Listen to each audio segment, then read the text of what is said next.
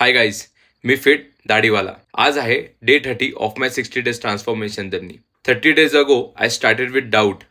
Today, I am continuing with confidence. Halfway through my 60 days transformation. आणि आज एकच feeling, I actually did it. 30 days of pure consistency. When I look back at day 1, heavy body, heavy mind आणि ते सगळं fat जे वर्षानुवर्ष जमत होतं. कमी करायचं म्हणजे मोठी लढाई होती. पण आज 87.80 kg to 84.70 kg in last 30 days. Can you believe it? Inches कमी, mindset stronger, routine tighter आणि discipline नेक्स्ट लेवल. सकाळची सुरुवात नेहमीसारखी ब्लॅक कॉफीने. अ स्मॉल रिमाइंडर की रोजची छोटी सुरुवात मोठा बदल घडवते. लंच आधी थोडं काम होतं म्हणून बाहेर गेलो होतो.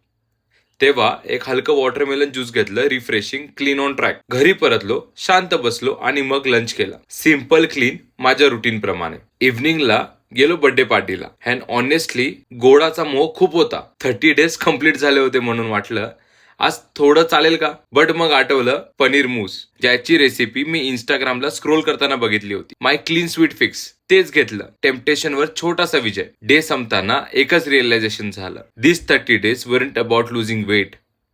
ते होते स्वतःला प्रूव्ह करण्याचे दिवस. की मी कन्सिस्टन्सी ठेवू शकतो का, की मी डिसिप्लिन राहू शकतो का, की मी माझं एक स्ट्रॉंगर वजन बनवू शकतो का. 30 days down, 30 days more to गो.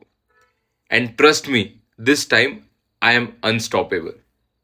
चला भेटू माझ्या पुढच्या 30 days जर्नीमध्ये.